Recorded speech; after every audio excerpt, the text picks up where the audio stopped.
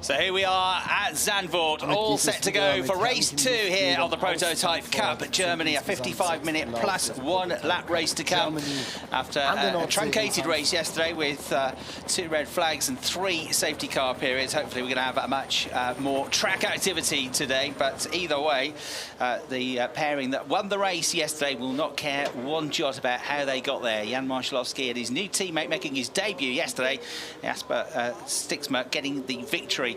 But they've got to cut from the 5th row of the grid today. But it was a first victory for them this season, which has really boosted them up the championship table. But this morning in qualifying was one of the stars of yesterday's race, Xavier Loveraz, that got pole position this morning. Separate qualifying sessions for each race, and each driver takes it in turn to qualify and start the race. This time it's the turn of Xavier, who did a 1:30.713 in qualifying this morning to be on pole position by just over 0.3 of a second from this young charge, Valentino Catalano, of German and Italian heritage, and he was stunning in qualifying a few weeks ago at Oschersleben to get a great pole position there, but he's had to settle for 2nd place on the grid for this one, and hopefully there'll be some wheels turned in anger and some laps in the race today for Julian Apostolos, the Swiss driver. He didn't get the chance to drive yesterday because early on in the race his teammate Oscar Tunko had a crash coming out of turn 1 down towards turn 2, and was an early retirement for a team which hadn't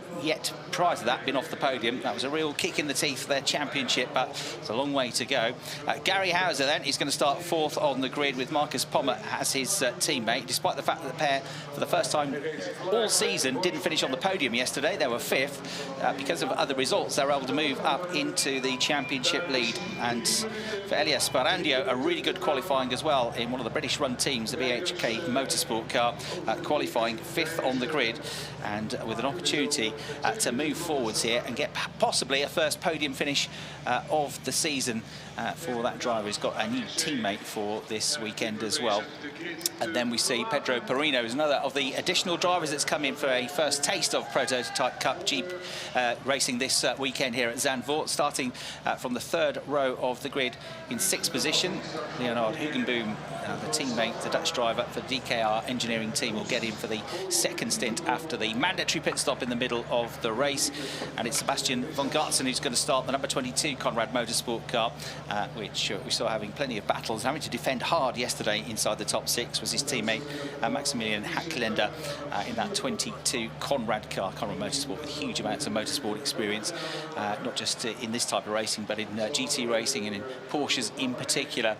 Gustavo Kirilia with a really good drive yesterday as well, the Brazilian, having to fend off the close attentions for a lot of the second half of the race of Xavier Loveraz, but the Brazilian did a great job, and Kirilia with a decent grid position here, but a bit of work to do in this one from the 4th row of the grid. Matthias Luton is going to start the number 9 Coronan Kempe Motorsport number 72 car. Thumbs up. It's been a bit of a wait for the drivers because they qualified really early this morning when it was much cooler as well. The air temperature is over 30 degrees now, and the track temperature is its hottest point this weekend at 43 degrees. There he is then on his home soil here, the Dutch driver Jasper Stiksma, who came into the race yesterday with a great pit stop from the team, went out just about in the lead of the race and actually managed to hold on to it then with the race stopped early, got the race victory. So on debut, getting a race victory, first victory for him, for the team as well, with his teammate Jan Marszalowski.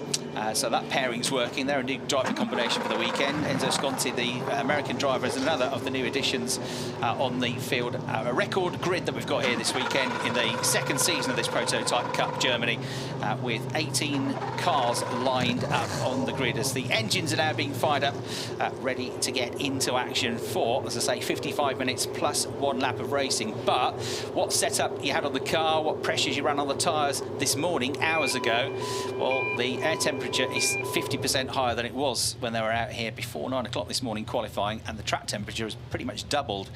So they're going to have to try to take that into consideration as well. So championship points-wise, with the results of yesterday's race, Gary Hauser and Marcus Pommer are up into the championship lead now on 92 points apiece, and they're going to start 4th on the grid for this race in the number 15 Racing Experience car. So they've got a 6-point lead now over the pair that were pointless yesterday, Julian Apostolos and Oscar Tunko, the Colombian driver, who've had two wins and 2 other podium finishes this year, but recorded their first non-podium finish of the season yesterday, and their first non-finish at all with that crash yesterday. And the car back out though happily today for both drivers, and with a decent grid position, starting 3rd on the grid. So they're 2nd in the championship, Apostolos and Tunko on 86 points, 6 behind Hauser and Pommer, and 5 ahead of Robin Rogalski and Valentino Catalano, the Polish and German driver pairing, who are on the front row of the grid for this one, with Valentino starting the race. And they're 3rd in the championship now, with top 6 finishes in all the races so far. A win coming at Oschersleben a few weeks ago. They've had a 2nd, a 3rd, and 2 6th-place finishes. So great consistency from that driver pairing as well. To be 3rd in the championship, and there's a bit of a gap back to Gustavo Kiria and Nico Gola, who are in 4th place in the championship, but on 56 points, so quite a way behind the top 3 in the overall points standings. We have a junior category as well for the younger drivers in the field, and a trophy category for the bronze drivers. Wolfgang Peyer is the points leader, with Kevin Rorscheit, his teammates, just about those two lead the, or co-lead the trophy championship for bronze graded drivers, only 1 point ahead of Mark van der Snel, who's racing here in his home country and racing with his son Max van der Snel, who started the race well yesterday, but it all faded away from them with penalties. Van Ommen by Datalab lead the team's championship from Racing Experience, 102 points to 92. DKR Engineering got 3rd in that standings on 82 points in the championship, and Valentino Catalano is the leader of the junior category with his teammate Robin Rogalski. They've got 96 points. Julian Apostolos has dropped to 3rd on 90 points, with Max van der Snel on 76.5 points.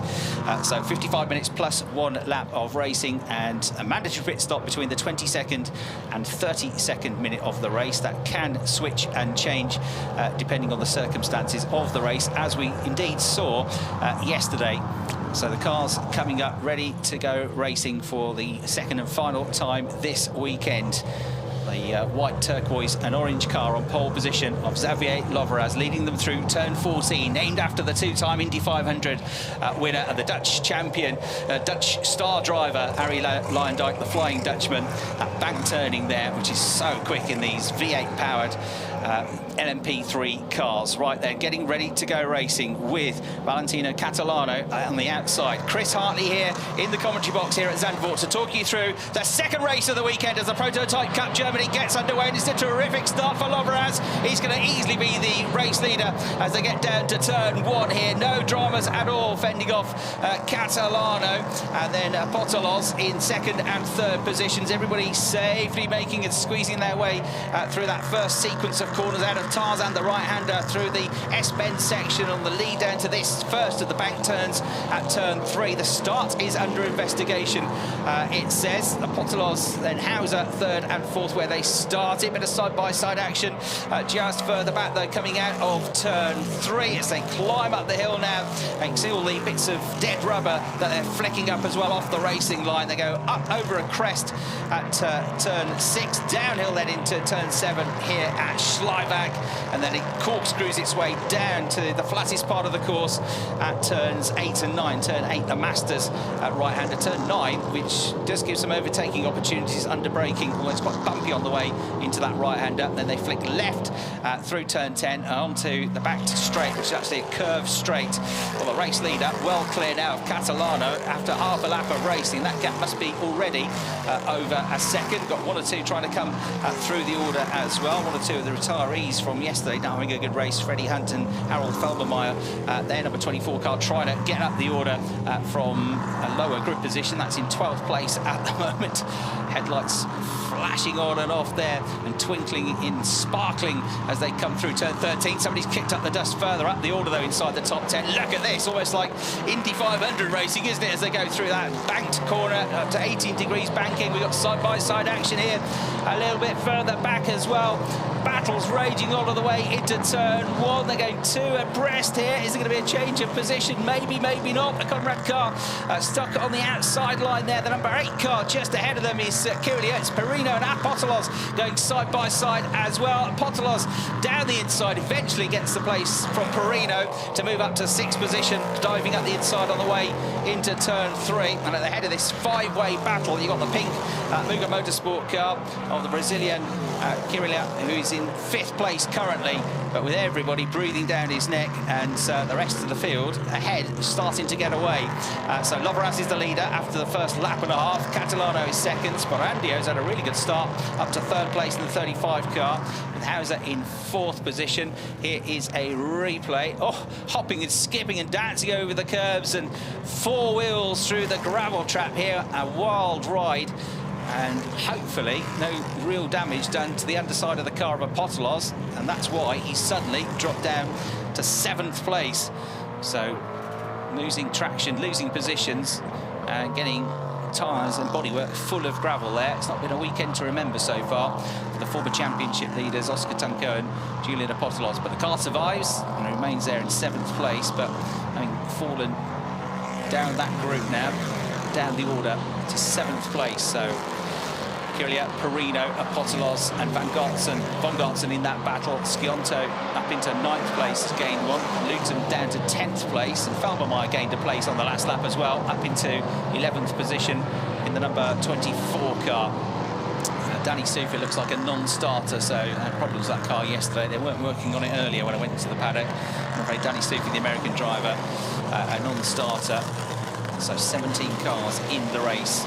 3.3 second lead already for Loveras, so that is the fastest lap of the race he's just done as well, and really is absolutely flying. But he's under investigation for a jump start, so the race leader under investigation. They're going to look into that as we see this continued battle here for 5th place raging on. Van Gotsen in the 22 car all over the back of Chequered. Yesterday, his teammate in that 22 Conrad car, Hackländer, was having to defend, but this time, and it was in a similar queue, wasn't it, of 5 cars together on that occasion, but Chequered in the 8 car, holding on to that 5th place from Van Gotsen. Perino having slipped back to 7th place. Apostolos in 8th place, coming back into it now after that run through the gravel trap. And then you've got Scionto in that battle as well in 9th place, at the back of that quintet of cars, coming through the chicane at turns 11 and 12 then in this battle for 5th place. Chequered hanging on to the place for now, and more cars joining the queue as well. It seems it's going to be a 6-way battle for 5th place in the not too distant future. But the Brazilian driver, for now, looking like he's got it under control. Been racing in prototypes in Brazil since 2020, so knows these types of cars. He's a former Brazilian endurance champion. And Van Gotsen is his biggest rival now, the Conrad car. He got ahead of the 78 car of the Portuguese, Pedro Perino, to be leading that charge. 4 cars, nearly 5, and possibly 6 in the not too distant future on the attack.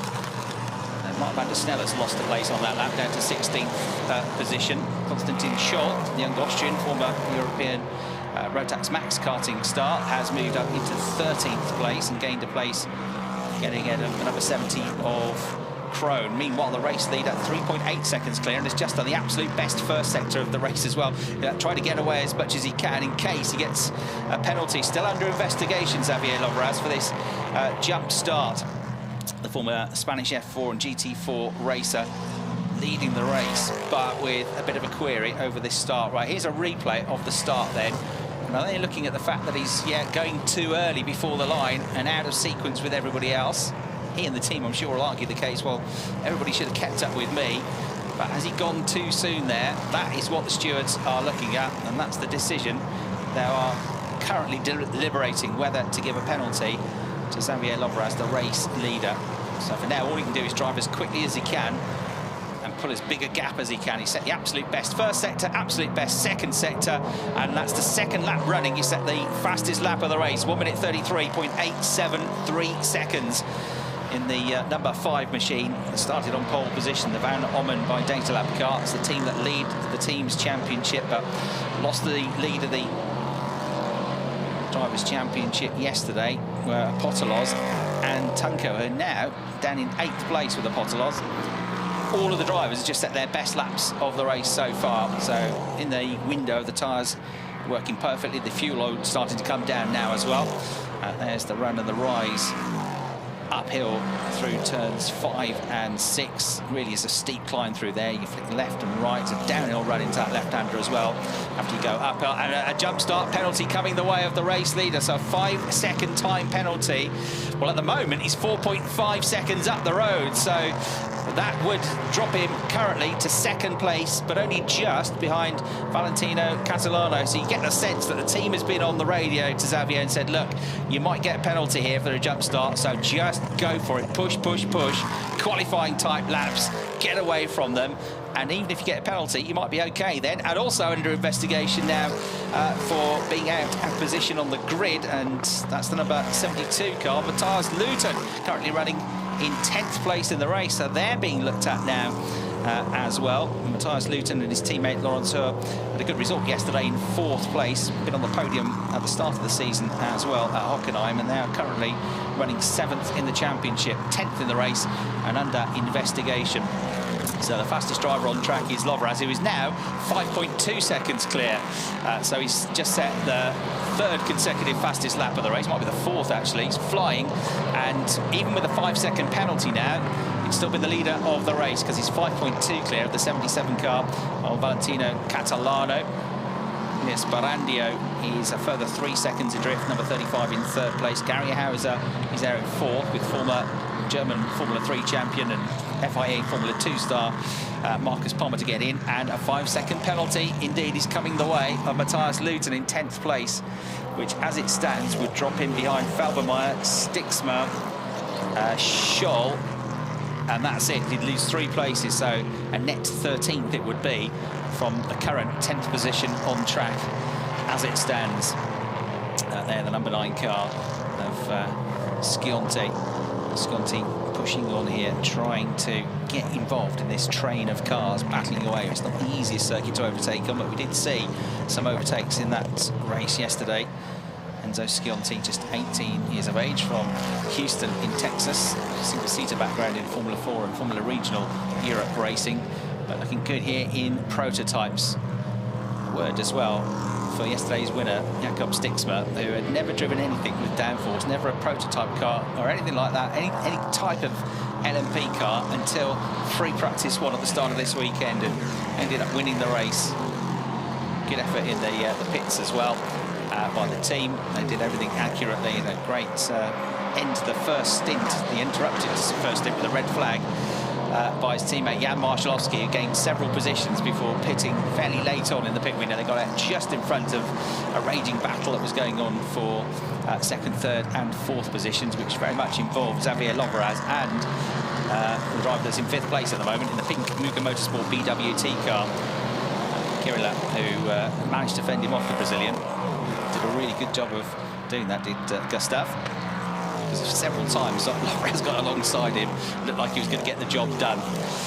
So another fastest lap last time around for Lovraz. Absolutely charging, isn't he? Nobody can live with Xavier Lovraz at the moment. He's 6.084 seconds clear, trying to build up as much margin as he can before handing over to his teammate once we get to the pit stops, and trying to negate all of that penalty as well, that 5-second penalty, which is definitely been able to do at the moment. Teammate to him is Gabriela Jilkova, the Czech driver. She'll get in, and they were early pit stoppers yesterday. I suggest maybe they'll go for a late pit stop. The way Lovraz is going, you'd think you want him in the car for as long as possible in this race. But we'll have to see how it turns out. But Gabriela Jilkova, who was front runner in the ADAC GT4 Championship a couple of years ago, who's stepping into that race-leading car. He's almost half a straight length clear now, is Lovraz of Valentino Catalano, who is no slouch in himself. Last lap time, a 1:33.3 for the race leader, 0.6 of a second quicker than Catalano. There you can see how the gaps have been growing and the difference between the lap times. He's averaging around about 6 or 7/10 of a second between them. In turn, though, Catalano has been about 0.4 of a second quicker than Sparandio in 3rd place. So gaps opening up between the top 3, but in endurance racing with the pit stops and different drivers to get in, you know, it can change as well. You've also got the minimum pit stop time for everybody that they have to adhere to, and that changes circuit to circuit. But also, depending on the ranking and grading of the drivers, you get different amounts of added on time on top of that. Many of the pairings are silver pairings, so it doesn't really affect things too much. But you have got one bronze pairing, you've got some double bronze pairings as well, and they get less success seconds added on to their pit stop time, and therefore are able to oftentimes leap up the order as a result of that during the pit stop window. But almost on a kind of qualifying type rundown is Xavier Loveraz, who's 6.6 seconds to the good. But the pace has just started to fall away a little bit now, which is not surprising because those tyres have taken a bit of a pounding after, I think it was half a dozen absolute fastest lap times consecutively. So 6.6 seconds clear, even with the 5-second penalty for jumping the start. Still the leader of the race by over 1.5 seconds from Valentino Catalano, as we enjoy a super slow-mo here of the race leader attacking the curbs and pushing on that beautiful looking LMP3 car. They're all powered by V8 Nissan engines, 5.6 litre, and they produce around about 450 brake horsepower. So there he goes, marching on. Catalano in second place, Sparandio in third, Gary Hauser in fourth, in good shape here to get a potential podium with Marcus Pommer to come on board, because that car's only 1.7 seconds behind Sparandio in third place at the moment. So Gary Hauser doing a decent job here in fourth place. As I say, they didn't get on the podium yesterday for the first time this season, but they still managed to pick up the championship lead. Oh, they've had a spin there for Falbermeyer in the number 24 car. We saw Freddie Hunt having contact yesterday going up the hill at turns 4 and 5, ending up in the barrier and out of the race. I think it's going to continue in the race. Horst Falbermeyer, who's a son of Horst Falbermeyer Senior, was a multiple competitor at Le Mans, but that car is stranded, look, right on the edge of the circuit as the race leader comes past. That's coming out of turn 12, because you need the penalty box there on the right-hand side of your picture. I think he's just about going to get it going. Well done to the marshals. They've got the yellow flags out. Oh, the race leader goes through the gravel trap now. I wonder if that's as a result of having to go offline to avoid that stricken car the corner before. So all the good work, or a lot of it, undone there by Xavier Loveraz, who's taken a trip through the gravel trap. He just got out of shape, look, just got a bit too high on his way out of turn 13, heading towards that banking at turn 14. The car twitched and offline. It's dustier, there's less grip available. You've seen all those bits of dead rubber when they were going on the formation lap. They're like marbles, and that's how he lost the car. And this is a replay of the 24 car, and he tagged another car as well as he went into a spin, didn't he? Did Falbermeyer onto the curbs. Just clipped the car ahead of Stixmer, I think it was, yesterday's race winner. Hopefully not too much damage to the number 14 car. The Falbermeyer car having dropped down the order has come into the pit lane now, and so Reiter Engineering assessing whether or not they can get him back into the race, and it looks like they might do. Yeah, he's about to rejoin. And confirmation of the gap then from first to second, having grown that gap to 6.6 seconds with that trip through the gravel trap. Loveraz is now only 1.9 seconds clear, and he's got a 5-second penalty, remember, from the start. So he's down to second place. He's not he's far enough away from Sparandio to not lose that position. And yeah, with damage to the side of the car, yesterday's race winner into the pits, Jasper Stixmer. He just was in the wrong place at the wrong time there, just got clipped as Falbermeyer went on the curbs and shot into the side of him, and that's really unfortunate. So damage to the right side of the car. And that's the highs and lows of motorsport, isn't it? What a great day they had yesterday with that first victory for Jan Marszalowski for the team, and on his debut for Jakob Stixmer. Here's a replay, and he almost got around the spearing car of Falbermeyer, turned away from him. He had very little time to react, and he just T-boned him, didn't he? The right rear corner, it's probably the worst place he could have been in. If it'd been in the middle of the car, he might have got away with it. Incident noted between them, but there was nothing malicious in that. It was just a car out of control after spinning on its own, unfortunately spearing into the sides of this machine. So a real shame for the pairing, who were cocky, top of the world yesterday after getting their first win and really rocketing up the championship table, at least in the case of Jan Marszalowski, of course, who has racked up points from previous race weekends as well. This is the third weekend of 6 weekends this season. So Stiksma in the pits has moved Martin van der Snel up into 12th place in the 99 car. And we've also got Kaufman moving up a position into 13th place. So that incident noted. I'm not sure there'll be any penalties as a result of that. Right, can Lovera start to pull back away? Well, yes is the answer, but not by as much as he would like, having really probably stretched the tyres with those qualifying type laps, half a dozen of them back to back to pull the original gap. He's edging away, but not by much at the moment. So he's gone from 1.9 seconds clear to 2.049 seconds clear. And on that lap, he was only a tenth and a bit quicker than Catalano in second place.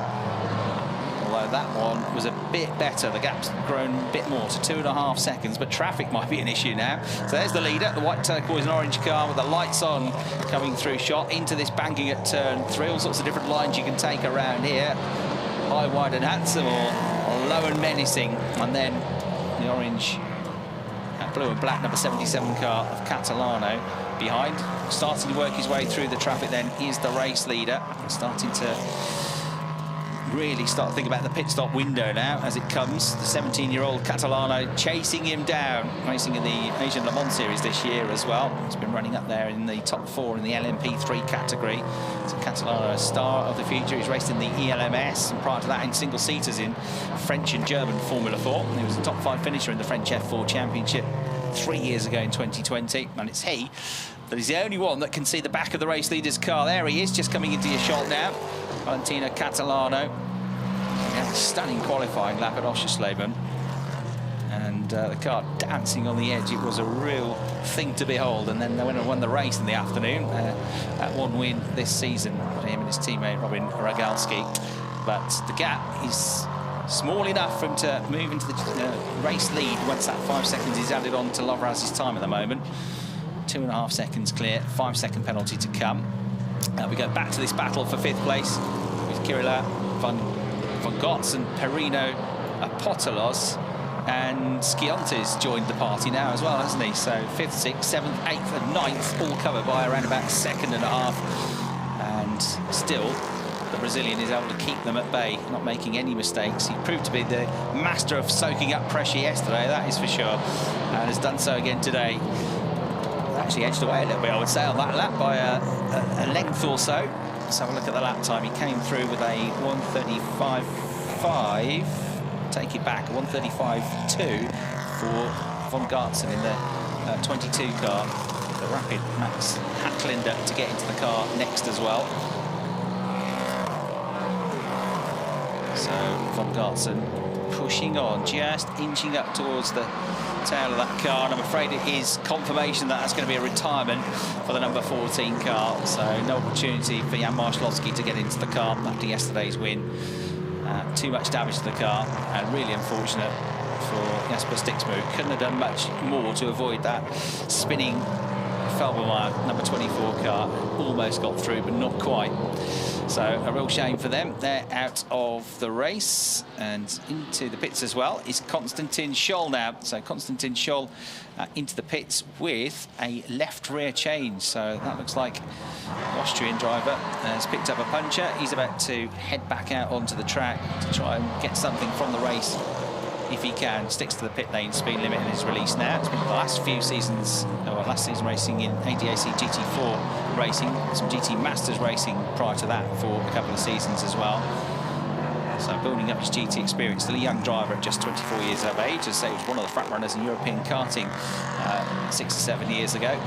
Making a name for himself now in prototype and GT racing as we watch the charging Valentino Catalano in second place, charging from everybody else, but falling away from the race leader. And the gap is almost big enough again to negate that 5-second penalty, because guess what? Xavier Lovras has found some more time in the car. He's just done the absolute best first sector time, and the gap is out to nearly 4.3 seconds. So doing his level best here, Xavier Lovras, to extend that advantage enough, more than 5 seconds, despite that trip through the gravel trap. If he hadn't done that, he'd be something like 10 seconds clear now, but that's the problem with pushing on. I still wonder if he was slightly thrown from that odd exit he had to take coming out of turn 12, because it was the next corner, turn 13, when he went off into the gravel from the spinning 24 car of Felbermeyer.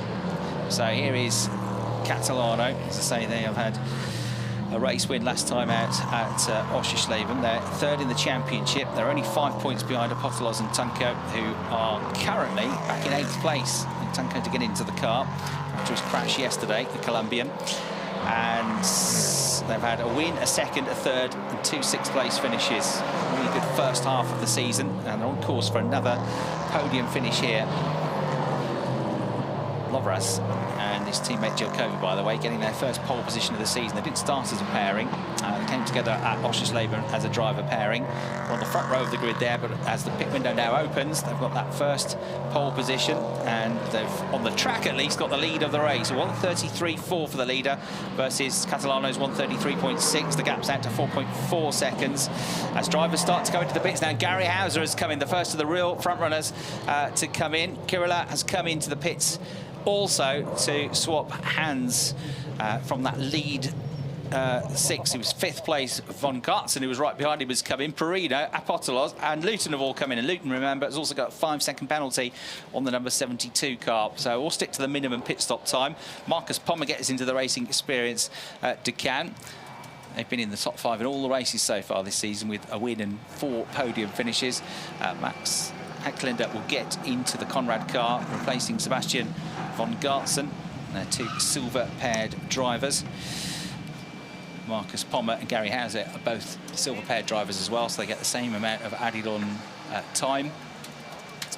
And so Scionti is going to move up to 4th place in the race, temporarily at least, with everybody around Enzo Scionti coming into the pits, including that number 6 car there of Apostolos and Tunko, the former championship leaders, who are now down to 2nd in the points. Meanwhile, Xavier Lovras, who gave us all that entertainment in the race yesterday, all over the back of Kirilia for lap after lap after lap, trying to find a way through, getting alongside, putting the pressure on, never quite able to do it though in that battle for podium position. But over the crest he comes, and through the first sector again, pulling away by 1/2 tenth. Lost out in the middle sector on that previous lap though, so that's where Catalano, who comes through the shop now, is able to be as quick or quicker than the race leader, trying to keep the gap to less than 5 seconds. But there's not going to be too much time left on track for these, or for any of these starter drivers. They've got to come in and make their pit stop in that 10-minute window, which we're well into now. 7.5 minutes to go in the pit window. We're going to the second half of the race. There's no investigation necessary now in that incident between Felbermeyer and Sticksberg. Was just a racing incident, but it was good of the stewards to take a look at it anyway, just to make sure there was nothing in it. Lights on then on this LMP3 car as the race leader makes his way through turns 11 and 12, kisses the curbs and heads towards turn 13. Meanwhile, work continues to go on in the pit lane here. We've got in the pits at the moment the number 12 car of Peyer, number 70 car of Crone, and Scionti in as well now, the number 9 car, having come up into 4th place. So it's everybody really in the top 10 that have made their stops now, apart from the top 3, Lovras, Catalano and Sperandio. Everybody else has been in relatively early in the pit window. I suspect Lovras and Catalano will stay out as long as they possibly can, push that boundary. Right, the number 9 car then is about to switch hands. Enzo Scionti is out, and Suleiman Zanfari, the Moroccan driver, had a problem at the start of the race yesterday, gets in. He's been doing a lot of kart racing in Europe. Oh dear, but we got a damaged car heading in here. Look at that damage to the front left wing of the car that comes in now, which had already had the damage, remember, from the earlier incident, Felbermeyer. So that comes in for what's now a mandatory pit stop, but with damage to the wing of the car.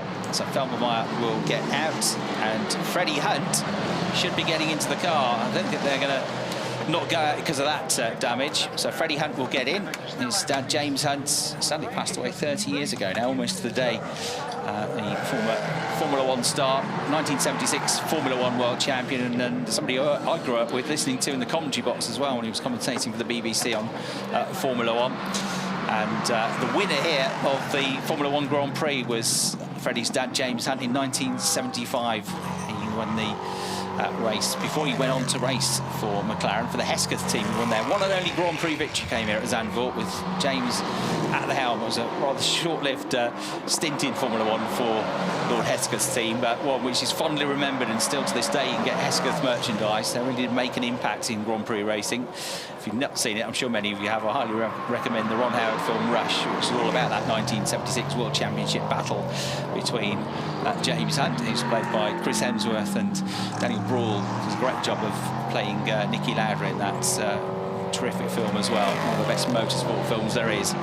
So Loveraz leads, but by a reduced margin. The gap has been hammered down a little bit on the last lap or two by Catalano. He's got it back down to 3.7 seconds, which means net, with the penalty taken into account, Catalano has got a 1.3 second lead. And then we've got Sperandio in third place, leaving it late to come into the pits as well. And silver driver pairing still with Gabi Jilkova and Xavier Loveraz, so they get, like most of these other teams, the same added on amount of time. And for driver in second place, Valentina Catalano and his team, Robin Rogalski, his teammate, they're both silver as well, so exactly the same amount of added on time for them, on top of the minimum pit stop time for the two silver graded drivers. There are no platinum drivers allowed, silver, gold, silver and bronze, but the majority of these drivers are silver graded drivers. So we've got 3 3/4 minutes left to go. Confirmation of that, what we already knew about, 5-second penalty for the jump start for the race leader, Xavier Loveraz, which is going to be added on at the end of the race. 20 seconds on top of the minimum pit stop time for silver driver pairings. For bronze silver it's 10, and it's 20 as well for gold bronze. Coming through the traffic now as we get car 47 under investigation for a pit stop infringement now as well. So that could be any number of things, including undercutting the minimum pit stop time, or working on the car, or not sticking to the pit lane speed limits. That's Wolfgang Kaufmann and new teammate for this weekend, Robert Doyle, the American driver, who are under investigation in car 47, which currently runs in 12th place. And there's a 5-second penalty for the lead. There's a 5-second penalty for the 72 car of Laurent Thor, who drives the car now, Matthias Luton, who drove the car at the start of the race, and that was for a jump start as well. So less than 3 minutes of the pit window. Loveraz 3.9 seconds clear at the end of that previous lap. He got a little bit further away. It's yo-yoing somewhat the gap. Sperandio is more than 12 seconds adrift in the number 35 car, but they'll all have the same minimum pit stop time, those top three. Konstantin Scholl, number 3, up into 4th place now. And then Marcus Pommer, who took over from Gary Hauser, currently in 5th place. Nico Gola, who took over from Kirila, is in 6th position. Max Hacklinder in 7th in the 22 car, and Oscar Tunka, the Colombian, in 8th place, having taken over from Julian Apotelos, with Leonard Hugenboom and Lawrence Hoare in 9th and 10th, but Hoare with that 5-second penalty. Although I don't think it's going to affect his position, because he's got a big gap back to Scionti at the moment. That's Sperandio coming into the pits then from 3rd place. So that's the first of the current top 3 to come in. That's fairly near the pit lane entry as well for that car.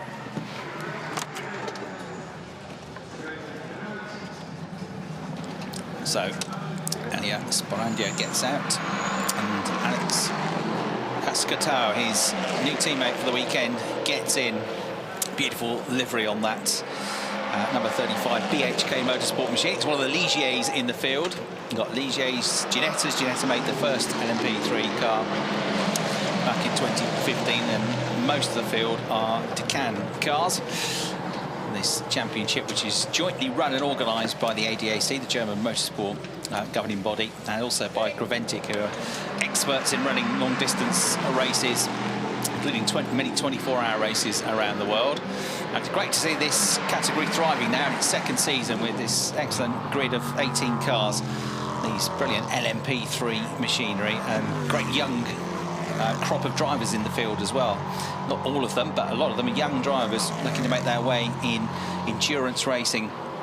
Right, into the pits then comes Xavier Loveraz, the race leader. In he comes in the number 5 car with a 4.3 second lead. Not enough to not lose the lead of the race once 5 seconds are added on. Gabi Giacova getting ready to get in, and she's got a seat ready as well because the different height of the drivers. And the Czech driver has proven to be a very capable LMP3 driver and GT driver over the last few seasons, so it'll be in good hands, that car. And also in his Catalano to hand over to his teammate Robin Rogalski, so had to come in really with that pit window now closed. That was our last opportunity to do so. It should be the same amount of time in the pits for all of those top 3 cars. Marcus Pommer has come across the start-finish line up to 4th place because he's now got ahead of the number 3 car, which was driven by Konstantin Scholl. He's now driven by Dino Steiner, and Gurla and Hecklander and Tunker have all gone past as well in 5th, 6th and 7th positions, with Leonard Hugenboom in 8th position as it stands. They've got to go around again, though, to get ahead of these two. It'll be interesting to see how close Cascatau is to them as well, the number 35 car.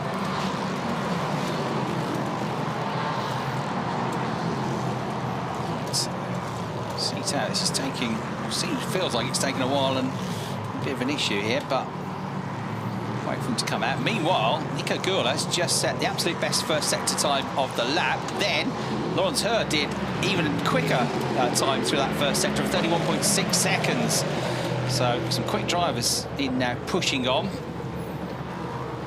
So it feels like a sticky pit stop this for the 35 car. It's Cascatau put into the car now, seat belted up, make sure they get to that minimum pit stop time as close to it as they can without going underneath it. So the bodywork cut out there over the rear tyre, and the front tyre of the bodywork playing over the car. Out goes Jilkova. Should still be ahead of Catalano. Just under 4.5 seconds between the two cars when they came into the pits.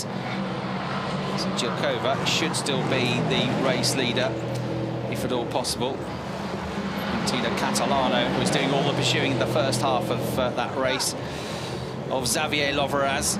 Loveraz, though, with that penalty and that trip through the gravel trap. But both of those young drivers pushing on, weren't they?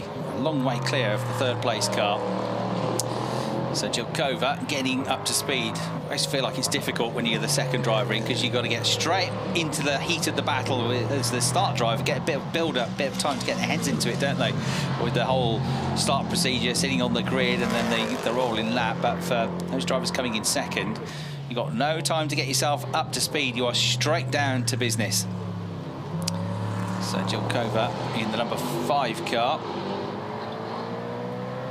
making her way into turn 13. Is out of turn 12, looking at the tracking map, comes the 77 car, which means Robin Rogalski is still going to be about 5 seconds or so behind, I reckon, as we get a replay of the number 6 car of Oscar Tunko making a good move on the 22 car of Max Hacklander, that then goes way up high and wide, gets out of shape and almost gets collected then by Hugenboom and Hur. So that was close. Just got the back end out of shape, wrestled it, oversteered, and almost got collected as we got Nico Gurla in a spin as well on the exit to turn 12. That's proven to be a bit of a crisis point at turn 12 and 13 today, and he's got the car off the track, but only half off the track, and it looks like it's beached and stalled. So Nico Gurla in the BWT Muka Motorsport Deccan selects reverse gear, hopes that nobody's coming flat out of the turn. The yellow flags are waving anyway. Car 47, as it was already under investigation for a pit stop infringement, and here it was. He was high and wide trying to get through the traffic and span the car, and then if he didn't get collected by Marcus Pommer, he very nearly did. Another car on the inside trying to avoid him as well. Could have been a lot worse, that, but everybody was delayed in all of that. But they should all be able to continue on, I think, without too much damage. But Nico Gurla, with that, has dropped down to 11th place, way out of the top 10. And Hacklander, we saw his moment at turn 3 as well. That dropped him down to 8th place. So Jilkova, number 5, leads. 77, still shown as Catalano on the screen. It should be Robin Rogalski in the car now in 2nd place. Cascatao, number 35, in third. So the same top three as they were. The gap from first to second is 5.27 seconds. So Jilkova is just far enough ahead to still be the leader once the 5 seconds are added on, but has got to keep that gap over 5 seconds. Marcus Pommer, the joint championship leader with his teammate Gary Hauser, 4th place, number 15. Oscar Tunko up to 5th place. Leonard Hugenboom, number 78, on his debut in 6th. Laurence Hur, number 72, in 7th place, but that car has got a 5-second penalty as well, which would drop it then behind the 22 car of Max Hecklander once the times are corrected at the end of the race, to 8th place. 9th is Sconti, number 9. 10th is number 99, Max van der Snel, whose dad Mark started the race. And then we've got Wolfgang Kaufmann, 11th, number 47, but that car's under investigation for a pit stop infringement after his spin at turn 12. Number 8, Nico Gerler, is down to 12th place. And then we've got number 70 in 13th, El Bakker. 14th, number 3, Steiner. 15th, number 24, Hunt, who was a winner at the Nürburgring last year. And 16th is Kevin Rorschach, number 12. We've lost number 14, Jakob Stixmer and Jan Marszalowski, yesterday's winners, after they were very unfortunately collected by a spinning number 24 car of Horst Feldmeier after his span coming out of turn 12. And Danny Sufi was a non-starter in the race. Right, pit stop infringements under investigation as well for 2 other cars now. Add to the list number 8, which is seen him drop down the order anyway, Nico Gerler, and add to the list the number 78 car of Leonard Hugenboom, which is currently in 7th place, 7th because it's dropped behind Laurence Hur on the road, but Hur's got his 5-second penalty, so actually he lost a place but didn't lose a place once the 5 seconds are taken into account. Jilkova, the race leader, number 5, has extended the advantage a little bit more, 5.7 seconds. Take off 5 seconds, it's only 0.7 of a second she's got to play with. Remember, teammate Xavier Loveraz pushed so hard to get that gap out in the first part of the race that he went off through the gravel at turn 13, and seconds, all of them almost, were lost with that one moment. So we've got to push, but also be sensible and stay just about within the limitations of the car and the circuit and the tyres as they get more and more worn in these very hot conditions, with the track temperature 48.5 degrees. Absolutely scorching. It's almost to the point where you could boil a cup of tea on the circuit, it's that hot. So out of turn 3 they come, up over the crest. It's battle for 5th, well, really 4th, 5th, 6th and 7th positions. Not very much between any of them as they come through. 4th and 5th, actually. 6th and 7th now. Leonard Hugenboom has just set the absolute best first sector time in that number 78 car to get back towards number 72, Laurence Hur, who in turn is trying to find a way past Oscar Tunko, clips the back right corner of the car and damage to Tunko, who loses the position, and now smoke belting out the back of the car. They've had a really torrid weekend, and that's bodywork rubbing against the right rear tyre, and that's a worry because it could cause damage to the tyre and potentially even a puncture, and it's definitely slowed the car down. He might even have some suspension damage because that was a fairly hefty hit he took. And they're trying to find his way through his Hugenboom. They're coming up to Freddie Hunt as well, who might be about to be lapped by them, but he's still going relatively quickly, of course, Freddie Hunt. So they come into the right-hander at turn 13. Smoke screen now pouring into the face of Hugenboom as he tries to find a way through it, and he won't have to worry because into the pits, I'm afraid, comes Oscar Tunko. Well, what a nightmare weekend it has been for Oscar. Apart from the first qualifying session, nothing really has gone right, has it, for Apostolos and Tunko, who arrived here in the Netherlands as the championship leaders and had not been off the podium in any of the races until yesterday when they got that early retirement. They might get the car back out, but they might not get many points in this race. But all of them are worth doing. So ripping the bodywork away from the right rear corner now. And just that, to check the tyre, make sure that's okay as well. They might replace it, actually. They're going to replace it just to be safe. You might have already reported that it was going down with a slow puncture, potentially. See when you get the tyre off what it looks like. But a new Michelin is ready to get put on. Julian Apostolos there watching on to the right. Oh, drive-through penalties coming then for those cars that were under investigation. Cars 8, 9, 47 and 78. So car 8, Nico Gerler, who's in 11th after his spin. car 9 in 9th place, Zanfari. Also then 47, the Kaufman car. And 78, wasn't it, Hugenboom, who's in 6th place, which is a net 5th once Her's penalty is taken into account. So a real shame for Leonard Hugenboom. It's going to be a benefit to Max Hecklander. That wild ride through turn 3 a few laps ago will get another position back as a result of that. Here's a replay of the moment then, as he tried to cover off the line. Down the inside went Laurenceau, but not without clipping the right rear corner of Oscar Tunko's car. And there, the smoke coming from the back as the misshapen bodywork rubbed against the right rear Michelin and ultimately caused enough damage to bring the car into the pit lane. So a weekend to forget for the pair here at Zandvoort, but still half the season to come with 3 more weekends at the Norris Ring in 2 weeks' time. Back here in Holland and Assen for the penultimate weekend of the season, then at the Nürburgring for what will be the 11th and 12th rounds of the 2nd season of the championship. The car in the pits looks like it's going no further, I'm afraid. What a horrible weekend they've had. So they are out. No more points will be scored. And remember, Robin Rogalski and Valentino Catalano only 5 points behind the pair of them. The timing screen is to be believed. Catalano is double stinted in doing this race on his own, because he's still shown as the driver, although he started the race. 6.8 seconds behind Chilkova now. So Gabi has extended the advantage still further. 7.5 seconds as they come across the line. The other side of the pit wall to this stricken car. And look at what now? Really Hunt getting out wide, I think. Yep, and taking a run through the gravel trap through turn 7. It was a wild ride. He kept his foot in, got the car out of the gravel trap and back on without looking too dramatic and without losing too much time. So with Tunko out of the race, others move up the order. Zanfari moves up to 8th, but has got this penalty now for the pit stop infringement, drive-through penalty to come, so he's going to drop down the order, which should put Max van der Snel, who's one of the few in that group not to have a penalty, up a position and into 8th, as indeed pit stop drive-through penalties now being served. Zanfari, then Moroccan comes in.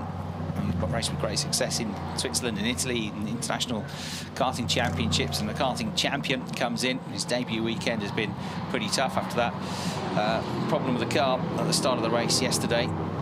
Couldn't quite get off the line, so we had another formation lap. Couldn't quite stay up with the lead group, and also other cars coming through shortly will have to serve their penalties before the end of the race as well. So he goes back out Zanfari.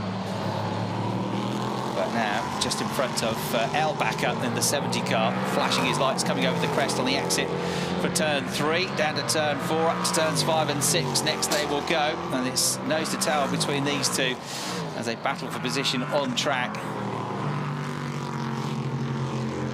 Number 70 having made its pit stop, being driven now by Jacob Elbacker ahead of Courtney Crone, who drove the car at the first part of the race.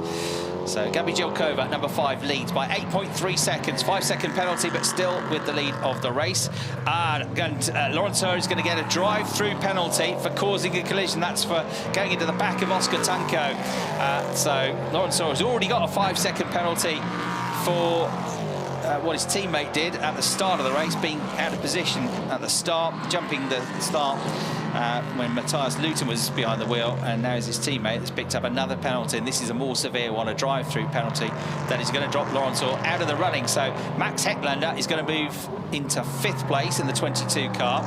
The 78 car of Perino is going to serve a drive-through penalty, so won't move up ultimately to 6th place. That will be, when it all settles down, Max van der Snel moving up into 6th place. So Max and Mark van der Snel, of course, here for really good result for father and son pairing. They've had one 5th place finish this year already, so with their 2nd top 6 finish of the season so far for both of them. Once it all settles down, we're into the final 10 minutes of the race now. A note on the screen says car 77 switch driver ID. It's still shown as Valentino Catalano.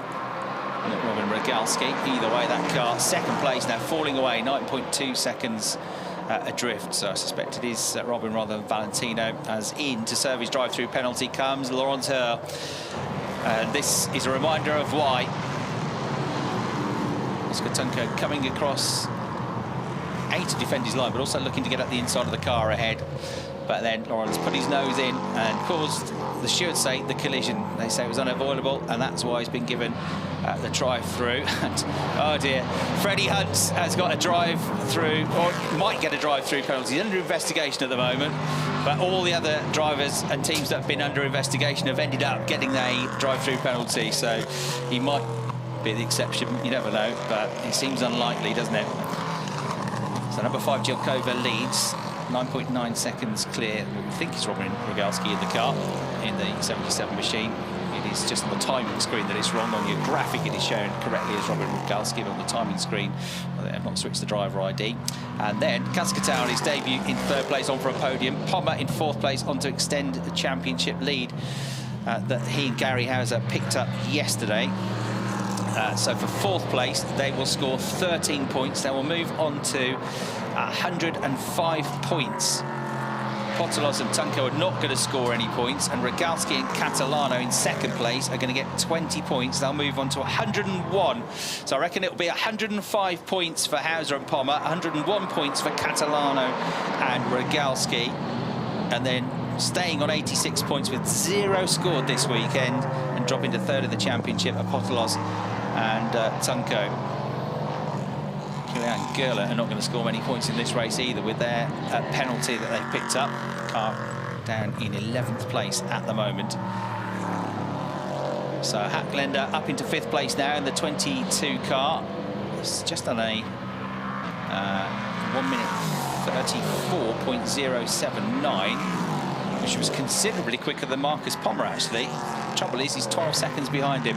Pommer, though, he's only 0.7 of a second adrift of the third place car of number 35, Cascatau. So that gap, one worth watching, the battle for the final podium position. Cascatau has replaced Lucas Moron this weekend. Alex Cascatau looking to get a podium finish. His teammate Elias Barandio did the first half of the race, but only 0.7 of a second clear of the number 15 car of Marcus Pommer. Does Marcus, with all of his vast experience, think, well, I want the podium, but I also don't want to lose points by taking a risk, and every overtake brings with it risk. It's a risk reward. Is it worth it for the extra points that you'll get for 3rd place when you're already going to be the championship leader? Or do you think you get to the end of the season, oh, I lost the championship by a couple of points, I wish I'd tried that move back at Zandvoort? So 50-50, but Marcus is a hugely experienced driver, and if an opportunity arises, he'll go for it. But if it's only a half chance, I suspect he won't put the car and the position and the points at risk. Settle for 4th place. Hard thing for a racing driver to do. It's almost the worst position to be in 4th, because you're almost having the glory of the podium and not quite there. But points are the thing at the end of the day, the most valuable quantity rather than silverware. Gabi Jelkova leading by 11.3 seconds now, doing a great job. 1 minute 33.964 last time around. Laurent Heur, who's fired up after that penalty, has gone out and set the fastest lap of the race in the 72 car in 6th place, 133.014. They've still got 5-second penalty to add on to the time of the car, though. It's 10.3 behind Hacklender, and yeah, 5.2 in front of Hugenboom. So at least he's going to get 6th place here. Look at this. Pommer getting ever closer to the tail of Cascatau as they battle for 3rd and 4th positions. Nearly nose to tail now. Flashing the headlights is Marcus Pommer. He's not quite close enough to attack as yet, but he's definitely getting there, isn't he? As they drop down into the chicane, right through turn 11, left through turn 12. That's a more banked corner than it looks. Heading towards the right-hander at turn 13. The gap comes down a little bit more. At the start of this lap, it was just a fraction under half a second. It now looks like 2 or 3 tenths of a second as they go through this banked corner and then up over the dip. The track gradually flattens out as you get about 60 metres onto the straight. Over the line they come, and the gap, I think, diminishes, does it? Yes, down to 0.37 seconds. So Pommer pushing for the podium here. And they lost their podium record yesterday with that 5th place finish, but they've still got a record of being on the podium at every event at least once so far this season. But is it worth the risk to go from 4th to 3rd when you are about to extend your championship lead? I say extend the championship lead. Extend the championship lead over Tunco and Apostolos. But of course, they are losing points to Catalano and Robin Rogalski. Robin now behind the wheel of that 2nd place car. We're about to move up to be their nearest challengers and 2nd in the championship. Fastest lap last time around again for Lawrence Herr. And it was 2/10 quicker on that lap than Max Hacklender. He's got the gap down to 9 seconds, but it's really 14 seconds once the penalty is taken into account. It's a bit dusty. Somebody's had a moment just in front of the pair of them, I would suggest. The racing experience cars that's at the moment, that's coming up to be lapped. Coming into the chicane next then. Got past the car and the gap has come down still further. Flashing the headlights, pushing on here is number 15, Marcus Pommer, trying to put and pile the pressure onto the 35 car, Alex Cascatauber. The driver of the Ligier is hanging on for dear life through turn 14. Another lap ticked off in this 55-minute plus 1 lap race. Showing his nose, but not really attempting a move down into Tarzan. Here comes Marcus Pommer. A corner which, it's fabled, is named after a local who, when the track was being turned into a permanent track, having started life as a street circuit, they couldn't build it because he had an allotment in the way. And it was only if he sold it that they could build that corner. He said, well, you can have it as long as you name a corner after me. He was nicknamed Tarzan, and that's where the name of Turn 1 came from all those years ago when the circuit was turned into a permanent racetrack in the 1940s. First hosted Formula 1 Grand Prix in 1955. Manuel Fangio won that one for Mercedes on the way to his 3rd championship title. And of course has hosted many top international races here, part of the DTM weekend. First time the DTM have been here for 5 years. And they've given us some great action as well on track. The Prototype Cup Germany, though, approaching the end of the first half of the season. This is the 6th of 12 races. Jakova looks like she's on course for her first victory in the championship. Likewise, teammate Xavier Loveras.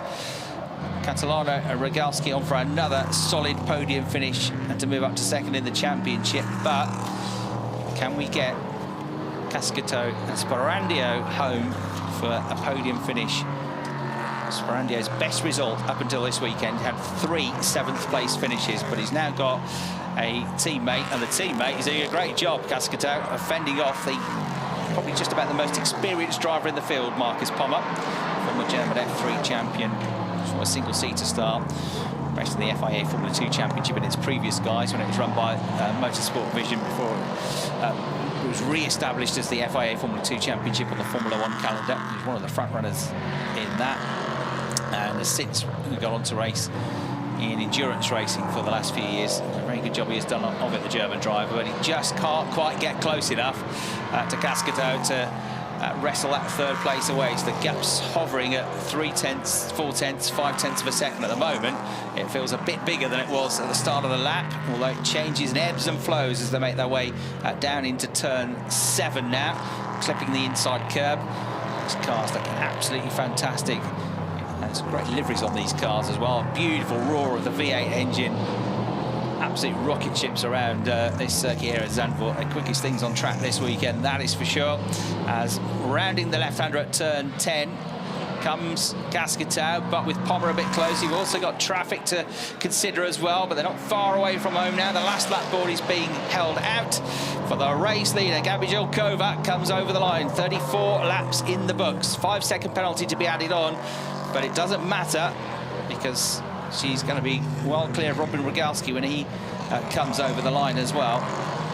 Something like 10 seconds, no, 15 seconds it is now. So make it 10 or so once the penalty is taken into account. Cascatau still fending off Pommer as they're about to go over the start-finish line now. They're coming up to lap Wolfgang Kaufmann's 47 car, and that might happen either at turn 1 or on the way out of turn 1.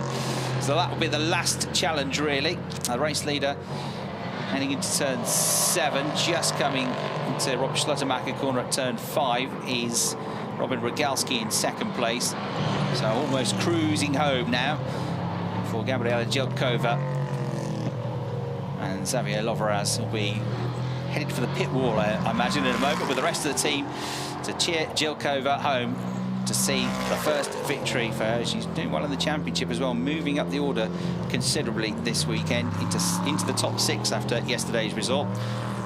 Had a podium and a 4th and 2 other top 6 finishes, but a first win beckons, almost there now on this final lap of the race. 15.197 seconds clear at the start of the lap. Cruise control through the final right-hander at turn 14. The checkered flag awaits. Gabriela Jelkova comes through, takes the checkered flag, and is a race winner here in the Prototype Cup Germany, along with teammate Xavier Loveraz. Second place is going to go to Robin Rogalski as he comes through, flashes the lights. Another podium for Robin and Valentino, and I reckon up to second place in the championship, just 4 points adrift of Pommer and Hauser now, who are going to finish in 4th place, because here comes it's Cascatou. Cascatou comes out of the last corner. There's the checkered flag, and there's a podium finish on debut for Cascatou. Terrific stuff from him. And from Elias Barandia at the start of the race as well. Pommer in 4th place, and Gary Hauser, though, will be at the halfway stage of the year, the championship leaders, with that 4th place finish to add to the 5th yesterday. It's not their best weekend of the year so far, but relative to the others, it's been very useful points-wise. 5th place is going to go across the line to Hackländer, and Lawrence Hur, charging as he was at the end of the race with the 5-second penalty. In 6th place, it will be 8 seconds clear of Hugenboom, so the penalty won't change the top 6 position. Max van der Snel in 8th place, 9th place Zamfari number 9, and 10th number 70 Jakob Elbacker. So enjoying the cool drive home now to what's going to be a pretty ecstatic welcome from the team. We've got the top trophy bronze class driver as well that will be up onto the podium, and that will be, I think, Mark van der Snel, who was with his son Max in 8th place. Wolfgang Payer and Kevin Rorschach were back in 15th place. The trophy drivers, the bronze category drivers, Dino Steiner was 13th. Matthias Luton, of course, was, despite the penalty, up there in the top 6. So Matthias Luton as the top bronze class driver. And great joy and reactions and emotions and just pure happiness down there from Xavier Loveraz in the pit lane. Great camera angle that, as they work their way through the banking towards the pit lane and ultimately towards the final podium celebrations of the weekend here. Confirmation of the results then, once that 5 seconds was added on. Jelkova and Loveraz won by 11.3 seconds from Rogalski and Catalano. Cascatou and Sporandio in 3rd place, and then Pommer and Hauser in 4th position. They see the rest of the results. Hackländer and von Gartzen, who started the race, were 5th, and Lawrence Hur and Matthias Luton, who will be the best placed trophy driver, rounded out the top 6. Fastest lap of the race, I think, went to Lawrence Hur with a 132.7 as Gabriela Jelkova gets out of the car. The bright yellow helmet on there. Great job by the team in the preparation of the car as well. Xavier Loveraz there to the right of the picture, enjoying the celebrations. Great reaction down there as well. Very good job, I heard those words. That was great from Alex Cascatou, wasn't it, on his debut in the championship, to be on the podium. Fantastic. So Cascatou and Elias Barandio celebrate their podium finish here. At the end of a hot race, a hot weekend of action. And there is Robin Rogalski getting out of the 2nd place car. Congratulates Gabriela Jelkova and Xavier Loveraz, but goes over to his team, where Valentino Catalano will be awaiting him as well. So all joy and celebrations down there. As Michelin tyres certainly had to work hard, didn't they, in those track temperatures, which is still dropped a bit. They're still nearly 44 degrees, and it's the hottest day of the weekend so far. 32 degrees out there, almost tropical. So Xavier Lovera's been beckoned over for a photo before he makes his way up onto the podium. So there you go, as I said, 4 points at the top of the championship. Gary Hauser and Marcus Pommer are there, but only just at the halfway stage ahead of Catalano and Regalski. 0 points scored this weekend for Tunko and Apostolos. They're third now on 86 points. And up to fourth place with that result, Gabriela Jilkova, of course, her teammate. Was not involved as her teammate at the start of the year, which is why Xavier Lovras is not up there in fourth place as well. So Alex Cascatao and Elias Barandio pick up a podium finish here in race 2 at Zandvoort. Whoop, almost off the barrier was the Magpie. Got grip and traction at the last time the traction control came on. Rogalski and Catalano, another solid result. They are the consistent pairing of the season so far, aren't they? One race win, but multiple podiums this season and never out of the top 6. And then a race victory, a first taste of the top step of the podium. Great job done by Gabriela Jilkova in that second half of the race to pull away from Robin Rogalski. And Xavier Lovras was a star yesterday, giving us all the entertainment in the race and gave us all the entertainment when he knew he got that penalty. He put in, what was it, 6 consecutive, I think, fastest lap times, pulled away, then pushed a bit too hard, went through the gravel trap, lost most of the seconds he gained, and then pulled away again. Not quite enough to negate the 5-second penalty, but then you needn't have worried because Jilkova, within a lap or so, had got more than 5 seconds clear. And they were on their way to a first victory. And a great pairing this is proving to be. Great to see the two drivers embracing at the end of the race as well. The Spaniard and the Czech driver will now, after a bit of refreshment, hopefully they've all been given a bottle of water because it was hot work out there for those drivers, will have to climb the stairs and make their way up onto the podium. As I say, we've got 3 weekends to come in the championship, and they've not got much break between rounds 3 and 4. It's in just 2 weeks' time that we'll be heading to the Norris Ring for the 4th weekend of the season, and a great circuit around the streets of Nuremberg. However, it's trepidation awaits, doesn't it? Because there are also a lot of potential pitfalls around any street circuit. So one that you want to get through and survive, and then go to Assen after a summer break. They'll be back in action at the start of September for the penultimate weekend of the season. Then they've got another month or so off before the Nürburgring in October. So it's been a fairly compressed first half of the season, or first 4 rounds of the season it will be. And then it all calms down a bit of time for reflection before they get to the final 2 events of the second season of this championship. There is Gabi Jilkova and Xavier Lovras there making their way up onto the top step of the podium for the first time in the Prototype Cup Germany. Huge congratulations to the team as well. It was all started off with that pole position this morning from Lovras. He was 3/10 quicker than anybody else. The Van Ommen by Data Lab team will continue to lead the team's championship as well.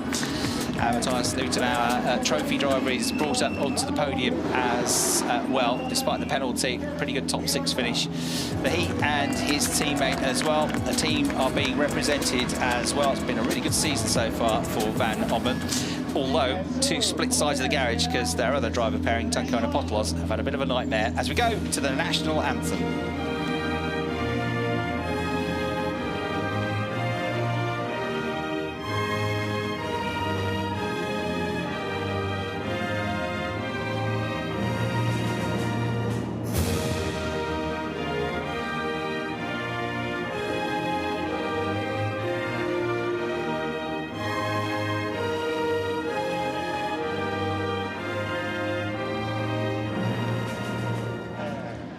So the German national anthem plays for the winning team, who will be represented up there as well. Head of Unit of Decorate, Dirk Goebbels, presents the winning trophies, though, to our winning pair of Gabi Jilkova and Xavier Lovras. And then we get the second place trophies presented to Robin Regalski and Valentina Catalano, who have been stars of the first half of this championship season. Eric Myers, who's the sporting officer of the circuit here at Zandvoort, has been on duty a couple of times this weekend presenting trophies. And a very happy third place pairing, Alex Cascatao and Elias Barandio, accept their third place trophies. The winning team trophy is now presented as well to Van Ommen by Data Lab, the German team. And trophy winner as well is going to get his spoils as well.